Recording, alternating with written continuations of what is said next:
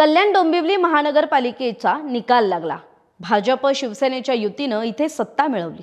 आकडेवारीनुसार शिंदेंच्या शिवसेनेनं 53 तर भाजपने 50 जागांवर मजल मारली। एकूण आकडा युतीचा हा 103 असा झाला। पण यंदाची निवडणूक अनेक अर्थांनी महत्त्वाची ठरते।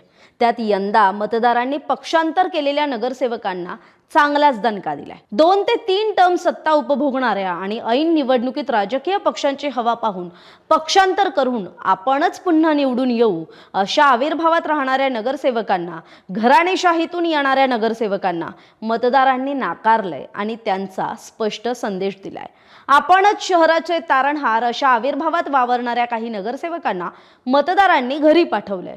नेते मंत्री पाठीशी असल्याचा माज, बाहेरून माणसं आणून राडे घालण्याची प्रवृत्ती आणि शहराचं नाव बदनाम करणाऱ्या घटनांनी सुशिक्षित डोंबिवलीकरांचा संयम सुटला।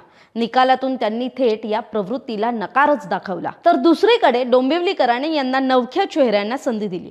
डोंबिवलीतील प्रल्हाद म्हात्रे, संदेश पाटील, मधुर म्हात्रे यांसारख्या सामाजिक कार्यकर्त्यांना मतदारांनी पक्षापलीकडे पाहत संधी दिली। डॉक्टर, वकील, सुशिक्षित उमेदवारांना मिळालेला कौल हा डोंबिवलीकरांच्या बदलत्या राजकीय मानसिकतेचं द्योतक आहे। महत्त्वाचं म्हणजे संघाची भूमिका निर्णायक ठरली। डोंबिवलीत राष्ट्रीय स्वयंसेवक संघाच्या स्वयंसेवकांनी अत्यंत शांतपणे पण प्रभावी भूमिका बजावली। डोंबिवली पश्चिमेतील विष्णुनगर सारख्या संवेदनशील प्रभागात भाजप उमेदवारांना संघाच्या सूक्ष्म नियोजनामुळे तारण्यात आलं। पूर्व भागातही संघाने प्रत्येक प्रभागात काटेकोरपणे निरीक्षण ठेवून भाजप आणि युतीच्या उमेदवारांसाठी वातावरण तयार केलं। डोंबिवली विधानसभा मतदारसंघ भाजपचाच असल्यानं प्रदेशाध्यक्षांच्या प्रतिष्ठेचा प्रश्न इथे जास्त तीव्र होता।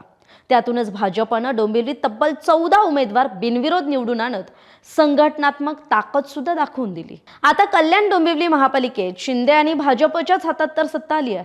आकडेवारीत एकनाथ शिंदे पुढे असले तरी मोठा भाऊ नेमका कोण हे ठरवण्यासाठी दोन्ही पक्षांनी इतर पक्षातील मासे गळाला लावायला सुरुवात केली आहे। आणि महत्त्वाचं कारण म्हणजे महापौर पदाची खुर्ची। आता संख्याबळाच्या दृष्टीनं दोन्ही पक्ष महायुतीत असले तरी नेतृत्वाच्या मुद्द्यावरून म्हणजे महापौर पदासाठी युतीतील अंतर्गत संघर्ष आता उघडपणे समोर येण्याची चिन्ह आहेत। कारण भाजप प्रदेशाध्यक्ष रवींद्र चव्हाणांनी गेल्या काही महिन्यांपासून कल्याण डोंबिवली महापालिकेवर भाजपचाच महापौर बसवण्याचं उद्दिष्ट ठेवलं होतं आणि तशी संघटनात्मक बांधणी सुरू केली होती। निवडणूक जाहीर होताच भाजपचा स्वबळावर सत्ता हा नारा सुद्धा कार्यकर्त्यांमध्ये रुजवण्यात आला। त्यामुळे युतीची औपचारिक घोषणा शेवटपर्यंत